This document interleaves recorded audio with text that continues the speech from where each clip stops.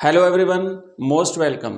अगर आप निविदा लिखना सीखना चाहते हैं या निविदा से रिलेटेड आपका कोई भी डाउट है कि निविदा का पैटर्न क्या, इसका फॉर्मेट क्या होता है, निविदा के लिए फिक्स लाइंस क्या होती हैं, इसमें शर्तें लिखते हैं कि नहीं लिखते हैं, कौन सी चीज़ कहाँ पे लिखी जाती है, या और भी कोई भी अगर डाउट है आपका, तो ये क्लास आपके लिए है। अगर आपने इस क्लास को देख लिया तो निविदा से रिलेटेड दूसरी कोई भी क्लास आपको देखने की आवश्यकता नहीं पड़ेगी। आप में पूरी निविदा से रिलेटेड कंप्लीट इंफॉर्मेशन आपको यहाँ पे मिलेगी। एक बेस्ट पैटर्न हम इसका देखने वाले हैं और इसके लिए जो आवश्यक चीज़ें हैं वो भी हम देखेंगे, इसकी शर्तें क्या होती है वो भी हम देखेंगे, और निविदा किसके द्वारा लिखी जाती है, कब लिखी जाती है, कैसे लिखी जाती है, सारी चीज़ें हम आज की इस क्लास में कंप्लीट करने वाले हैं। तो आइए शुरू करते हैं। मैं यहाँ पे बताऊंगा फिक्स लाइन्स जो है ना बच्चों, यहाँ पे देखो लिखा हुआ है, याद कर लो। ये बिल्कुल अगर आपने याद कर ली तो आपका आधा काम तो हो जाएगा। तो शुरू करेंगे हम कि निविदा जो है वो कैसे लिखी जाती है। एक प्रश्न देखो पहले, तो यहाँ पे देखो हमने लिखा है क्योंकि प्रश्न जब पढ़ोगे ना तो आपको बहुत सारी चीजें समझ में आ जाएगी कि आखिर उद्देश्य क्या होता है, आखिर निविदा लिखी क्यों जाती है, क्या निविदा लिखने का कारण क्या है।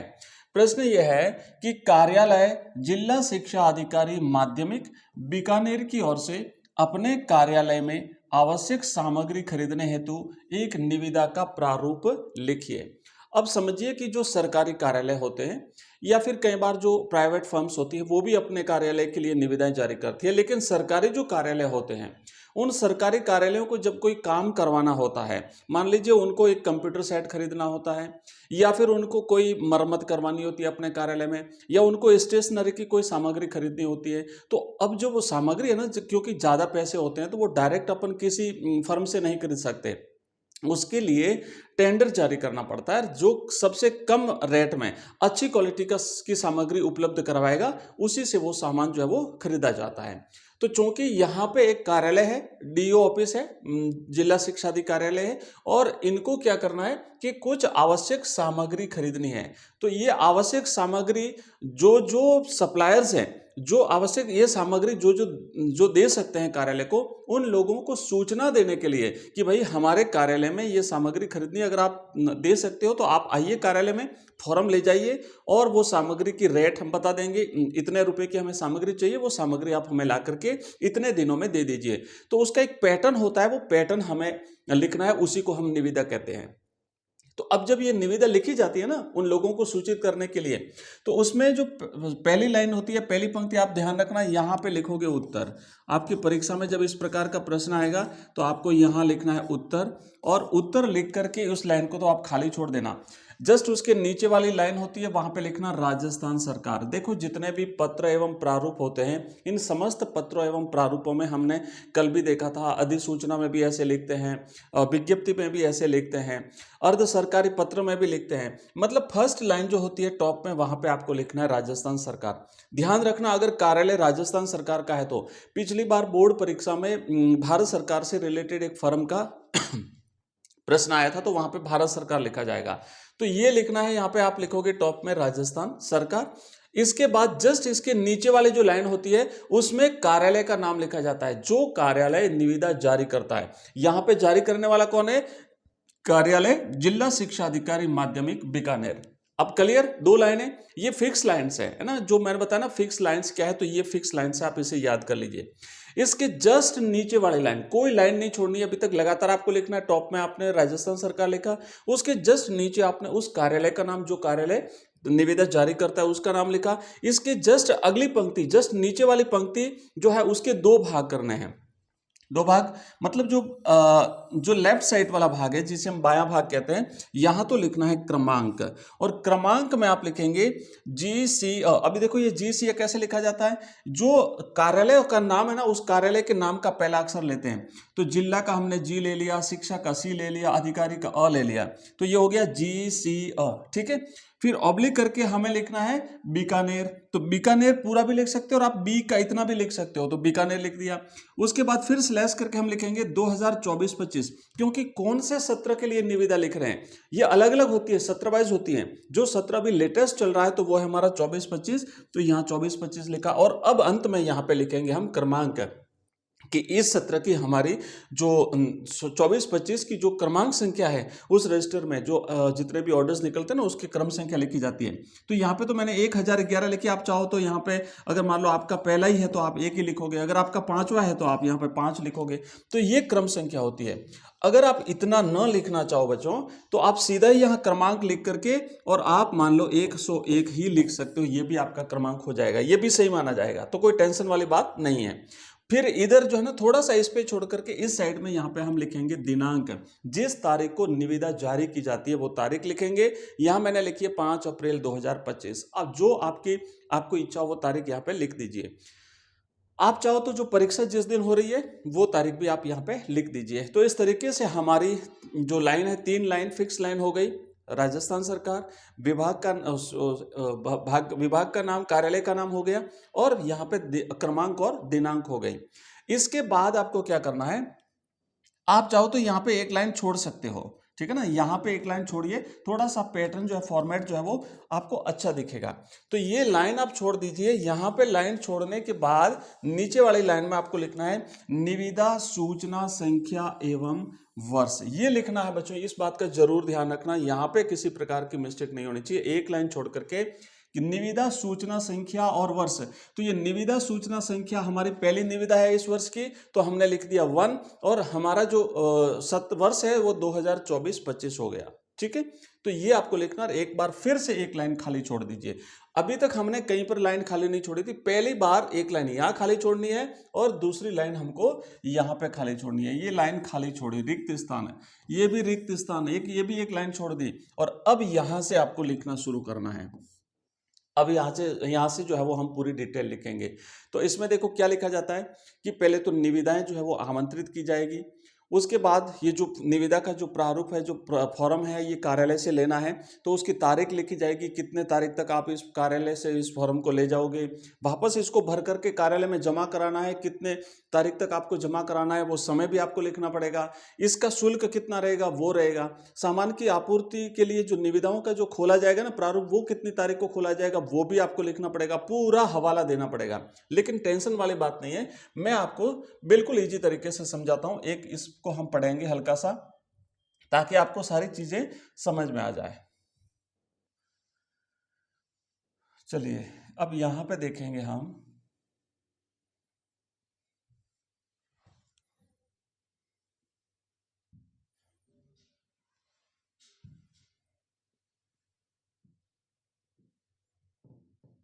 ठीक है, छोटा कर दिया मैंने, अब यहाँ पे पूरा दिखेगा। देखो यहाँ लिखने के बाद अब हम शुरू करेंगे। यहाँ पे क्या लिखा हुआ है कि राजस्थान के राज्यपाल की ओर से, अब ये लिखा जाता है ना, राज्यपाल महोदय की तरफ से जारी करनी है निविदा, ऐसे लिखा जाएगा, निम्न हस्ताक्षरकर्ता के कार्यालय में। तो निम्न हस्ताक्षरकर्ता के कार्यालय मतलब यहाँ नीचे जिसने हस्ताक्षर किए हैं उसके कार्यालय में, और वो कार्यालय किसका है पहले भी ऊपर अपन लिख चुके हैं, जिला शिक्षा अधिकारी। तो निम्न हस्ताक्षरकर्ता के कार्यालय में निम्नलिखित सामान की आपूर्ति हेतु मोहरबंद निविदाएं आमंत्रित की जाती हैं। मतलब सामान की आपूर्ति करना उसका विवरण हम नीचे देंगे, उस सामान की आपूर्ति के लिए निविदाएं आमंत्रित की जाती है। मतलब जो जो सप्लायर हैं, जो जो ये सामान आपूर्ति कर सकते हैं, वो अपनी अपनी निविदा कार्यालय में प्रस्तुत करेंगे कि भाई हम आपका ये जो सामान है इसकी हमारी ये रेट रहेगी। दूसरी वाला दुकान वाला वो भी कहेगा हमारी ये रेट रहेगी, कोई और फर्म है वो कहेगी हमारी ये रेट रहेगी। तो इसीलिए ये निविदाएं आमंत्रित की जाती है। इस हेतु ये जो निविदा आमंत्रित की जाती है, इस हेतु प्रपत्र जो है ना वो दिनांक 20 अप्रैल 2025 को 3 बजे अपराह्न तक कार्यालय से प्राप्त किए जा सकते हैं। मतलब जो लोग सामान की आपूर्ति करने के इच्छुक हैं वो कार्यालय आएंगे और यहाँ से एक फॉर्म ले जाएंगे। ये प्रपत्र कब तक ले जाना है ये तारीख लिखनी पड़ेगी आपको, क्योंकि ये इसका फिक्स पैटर्न रहता है कि इस तारीख तक आप जो है वो कार्यालय से फॉर्म ले जा सकते हैं, और 25 अप्रैल 2025 3 बजे अपराह्न तक बंद लिफाफे में कार्यालय जमा कराएंगे। जो फॉर्म लेके गए ना उस फॉर्म को भर करके, क्योंकि उसमें पूरी डिटेल रहेगी, सामान क्या क्या है, कितने दिनों में वो सामान आपूर्ति करनी है, आपकी रेट क्या रहेगी, आप कितने पैसे लेंगे, कंप्लीट भर करके आपको 5 दिन का समय मिलेगा। 20 तारीख को फॉर्म ले जाओ और 25 को आपको जमा कराना पड़ेगा। 25 के बाद अगर किसी ने फॉर्म दिया तो वो फॉर्म नहीं लिया जाएगा। तो अब इसमें कितने ही लोग फॉर्म ले जा सकते हैं और कितने ही लोग फॉर्म भर के जमा करा सकते हैं। फिर क्या लिखा है कि दिनांक 28 अप्रैल को 25 तक जमा करवाएंगे उसके बाद फिर कार्यालय क्या करेगा, 28 अप्रैल को 4:30 बजे अपराह्न उपस्थित निविदा दाताओं के समक्ष निविदाएं खोली जाएगी। अब जिन्होंने भी ये फॉर्म जमा करवाए ना, वो सारे लोग, उनको इन्फॉर्म किया जाता है कि आप 28 तारीख को फिर कार्यालय में आना। सभी लोगों के सामने खोलेंगे, मतलब पूरी पारदर्शिता रहेगी। ऐसा नहीं कि कार्यालय किसी मनपसंद व्यक्ति को दे दे, ऐसा नहीं है। सभी के सामने खोली जाएगी निविदाएं।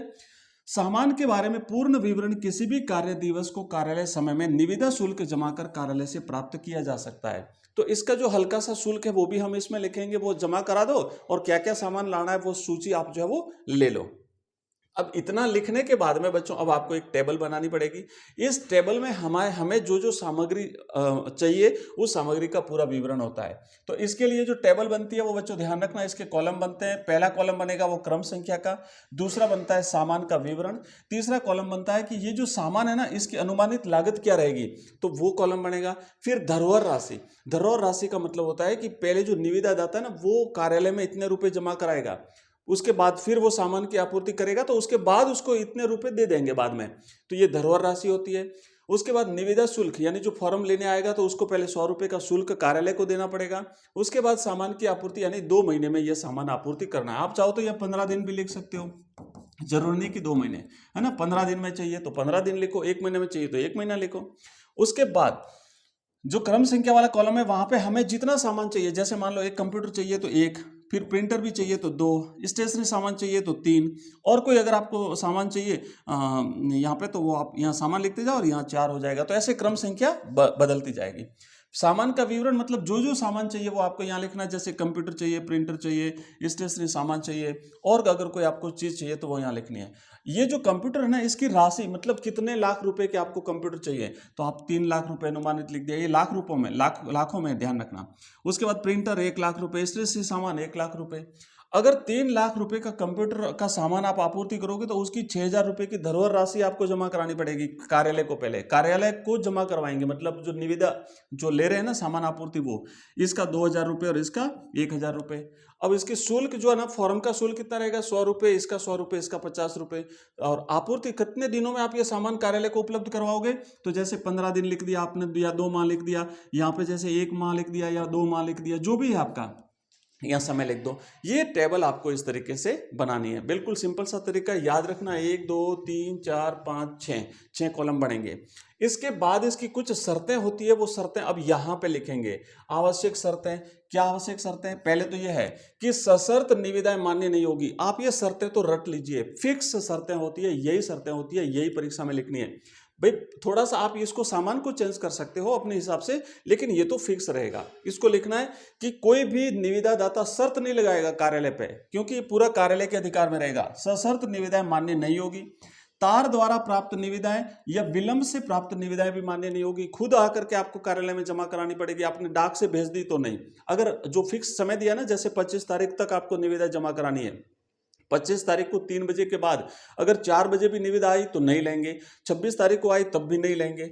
उसके बाद बिना कारण बताए किसी निविदा अथवा समस्त निविदाओं को स्वीकृत या अस्वीकृत करने का अधिकार निम्न हस्ताक्षरकर्ता को है। तो आपकी निविदा स्वीकार की जा सकती है, अस्वीकार की जा सकती है, उसका कोई कारण बताना जरूरी नहीं होगा। ये अधिकार जो है वो निम्न हस्ताक्षरकर्ता का रहेगा। ऐसा आप लिख दे ताकि किसी प्रकार का डाउट नहीं रहे, किसी प्रकार का कंफ्यूजन नहीं रहे, बाद में किसी विवाद में नहीं पड़ना पड़े। ये शर्तें पहले से ही आपको तय कर लेनी है। इतनी शर्तें लिख करके और यहाँ पे नीचे हस्ताक्षर कर लेना है। जो अधिकारी है उस कार्यालय का, जो हमने ऊपर कार्यालय का नाम लिखा था, यहाँ पे उनके हस्ताक्षर हो जाएंगे। जो भी उनके हस्ताक्षर है ऐसे हस्ताक्षर हो जाएंगे, या उनके कार्यालय का नाम आ जाएगा और यहाँ उनके जिले का नाम आ जाएगा। तो बच्चों ये है निविदा का प्रारूप, बिल्कुल सिंपल सा प्रारूप, बिल्कुल स्पष्ट प्रारूप, बिल्कुल जटिलता नहीं इसमें किसी प्रकार की। सारी चीजें मैंने क्लियर कर दी है। मैं आशा करता हूं कि आपको बहुत अच्छे तरीके से समझ में आ गया होगा। यहाँ पे हर चीज क्लियर करते हुए हमने लिखा है। और अगर फिर भी आपका कोई डाउट रहता है तो आप इस वीडियो के कमेंट बॉक्स में मुझे कमेंट करिएगा। मैं आपको अच्छी तरह से एक और एग्जाम्पल, बेस्ट एग्जाम्पल लेकर के निविदा का समझा दूंगा, ताकि बोर्ड एग्जाम्स तक आपको किसी प्रकार की डाउट नहीं रहेगा। इसके अलावा हमारे बाकी सारे जो प्रारूप है ना, वो हमने एक एक प्रारूप सभी करवा दिया है। जितने भी पत्र एवं प्रारूप क्लास 12 की हिंदी कंपलसरी में है वो सारे, इसी तरीके से इंग्लिश के जो कंपोजिशन है, ग्रामर है, वो सारे टॉपिक भी हम करते हैं। और हिस्ट्री, पॉलिटिकल साइंस, ज्योग्राफी, ये भी हम करते हैं। साथ ही साथ हमारी लाइव क्लास भी शाम को होती है। तो बच्चों आज की क्लास में इतना ही। आप हमारा WhatsApp group, Telegram channel join कर सकते हैं, लिंक इस वीडियो के डिस्क्रिप्शन में दिया हुआ है। आप हमारा ऐप डाउनलोड कर सकते हैं जहां पर आपको ये कंप्लीट कोर्सेज जो है वो अवेलेबल है, मिल जाएंगे। तो आज की क्लास में बस इतना ही, मिलते हैं अगली क्लास में, तब तक के लिए जय हिंद, जय भारत।